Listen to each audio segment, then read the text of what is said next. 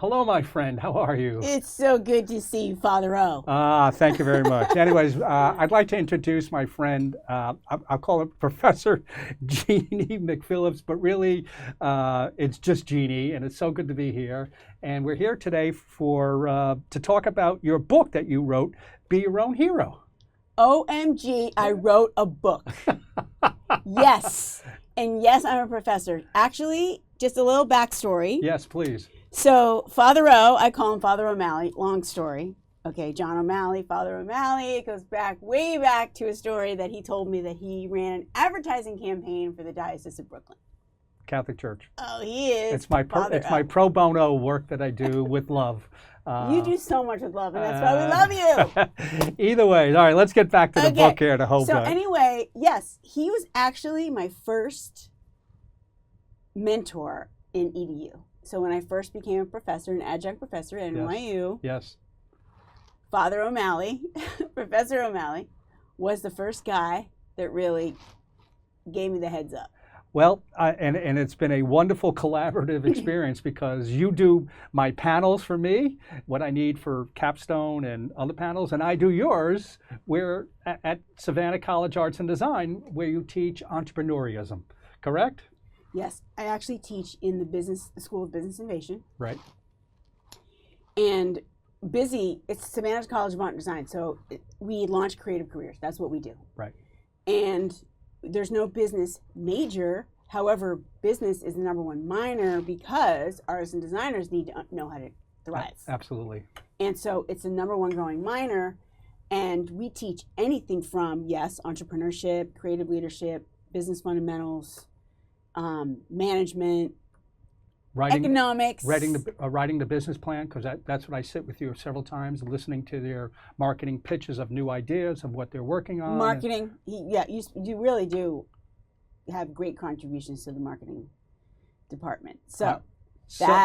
And I also teach in an area called SCAD Pro, which is a revenue stream for the university where we actually partner with real world clients and we do work for them. So we do advertising campaigns, marketing campaigns, and things like that for clients like Apple, Google, et cetera, et cetera. Yeah, I teach the same thing. We have it here at NYU called Real World. And ironically, or coincidentally, I have, this will be my second go around with Hugo Boss. But we partnered with Porsche, Samsung, and some really Converse. And they cool really, brands. Not just that, and to really help understand what goes on in the minds of the Generation Z. You know, I'm a baby boomer, so Generation Z. And even in some ways, Z. Generation A is what we're teaching now too, right? Alpha, absolutely. So it's coming at us. So, all right. So let me give the shameless plug. Since we're in marketing and we do these things like this. Well, I have to just say the segue. Okay, so this is how O'Malley and I met at NYU as professors. Right. And that is where actually I got my inspiration, the first part of my inspiration to start Supergirls, which is a movement about inspiring and empowering young women to launch. Right. And Be Your Own Hero came out of that. The book came out of my movement, Supergirls. But that came out from teaching. Yes. From spending time in the space with these young people who are spending so much time getting educated and learning and then not knowing what to do with it. Right.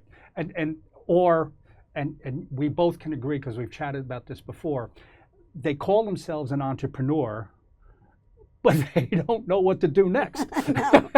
and there's always that gap between, okay, you want to do it, and then there's the chasm of, well, do it. And how do you get beyond that? And when I read your book, I'll give another shameless plug. I love that. Shameless plug away. Shameless plug is that, you talk about overcoming the fear and overcoming the inertia and overcoming, like, what's the next step?